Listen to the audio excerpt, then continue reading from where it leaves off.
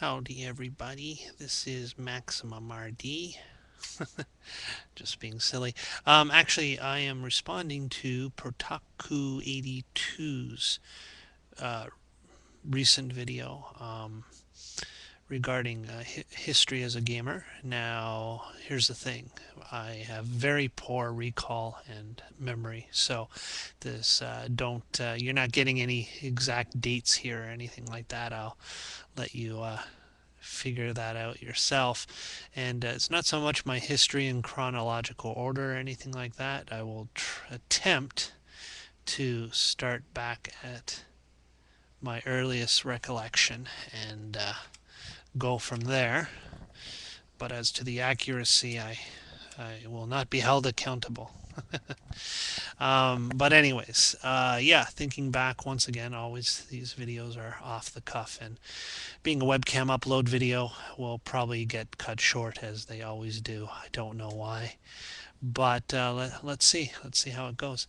Um, okay, so my earliest memories of video gaming, I would have to say, were probably related to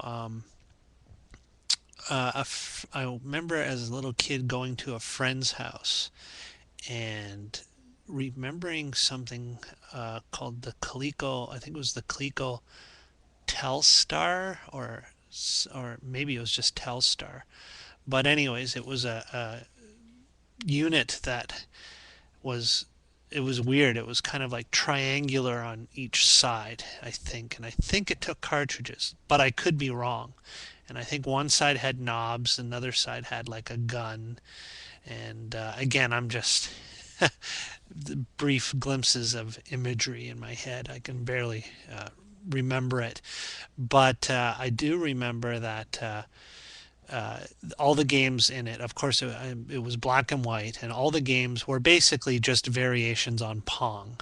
But I mean, Pong could be hockey, Pong could be soccer. Just add a few more sticks up on the screen, and there you go. Then after that, memory starts to get a little bit better. I remember going to a friend of mine, Harry's house, and his brother, in his brother's room, his secret older, the older brother whose room you dare not enter, right? But of course, when he was away, we'd go in, and we saw that he had a Commodore VIC 20. Commodore VIC 20, and I think we played Omega Race on that. That was pretty cool. I would say right from that point, I was hooked on video games. Then, of course, without question, another friend of mine, Gord, he had in his possession, he had the good old wood grain looking Atari 2600, and we just played tons of that. And it was funny because his mom she was very, well, let's say strict about certain things. So, you would hook it up, play it, and then when you were done, you had to disconnect everything. Disconnect the TV switch adapter and roll it up and roll up the cords and the cables. And like many misinformed people, well, not so much misinformed, people of that age, they believe that it would burn out your TV if you kept it connected. Perhaps if you kept it on the same chat, like if you kept the unit on and just never shut it off, yeah, I guess you could get some of that screen burn in. But she was kind of weird because she thought it was actually harmful just having it hooked up to the TV, which was, of course, not the case. So even it could be off, but she wanted it disconnected from the set when not in use. So go figure that one out. But hey, well, we did whatever we had to just to get to play it. Needless to say, I spent a lot of time over there playing those Atari games. Then moving on, what other? Oh, I can remember the Commodore PET computers that were used in schools. This big giant, almost looked like a sculpture of a bust. It was like the screen, was incorporated into the same shell as the computer itself, and it was just massive. It was heavy, and the little screen, which I guess was probably like a 13-inch screen, was a green monochrome type display, and it loaded games off of a audio cassette, and it was just wow. I mean, it was a school computer, so of course I dinked around on it, and take 10 minutes to load some game off cassette. Usually it would be some kind of uh, edutainment or edutainment type title, you know, uh, math or something like that. But whatever, it was something to play, I guess. And then moving on from there, of course, I would say uh, and was this after or before? Well, I don't know. As I said, I can't recall these things, but I will say my best Christmas ever in my entire life was the year when the ColecoVision came out, and that's probably why, in my mind, and it still remains my favorite system of the era. I got a ColecoVision. Christmas morning, I got up, ripped open the packages. I had my ColecoVision. I had, of course, pack in with Donkey Kong. I had Popeye, Cubert, Mr. Do, Ken Houston Blackjack Poker, I believe. And yeah, so that was absolutely incredible. I mean, we weren't the wealthiest growing up, and but I had a very kind uncle, basically, and he made my Christmas. It's probably the best Christmas I ever remember.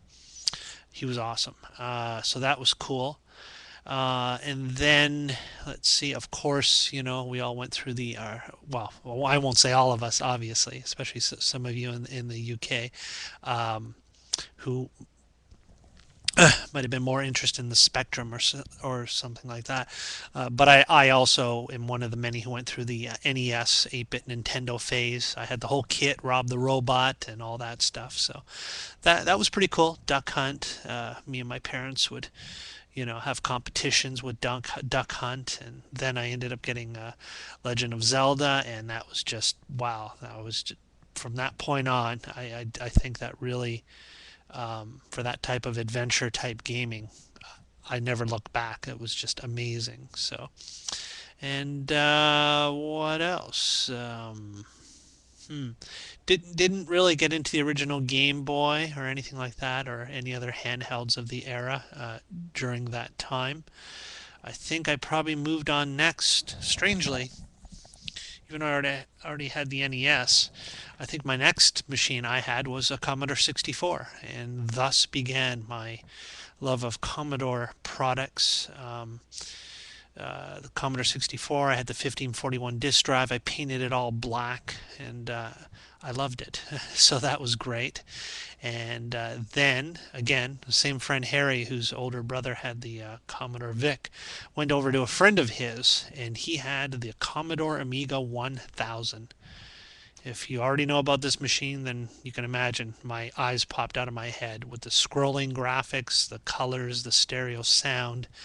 Uh, it was amazing, and I knew I had to have an Amiga. And it took me a couple years, but eventually I got an Amiga 500. Then moving on from there, I got an Amiga 1200, and yeah, that was probably it for a long time. Actually, I stuck with that Amiga 1200 for many years, and probably didn't get back into it until Super Nintendo, Sega Genesis, had the Sega Genesis, Sega CD, um, 32X. Yeah, I had all that stuff. Never had a Saturn. Moved on next to the original PlayStation, which was awesome. Uh, and then, yeah, PlayStation 2. And PlayStation 2.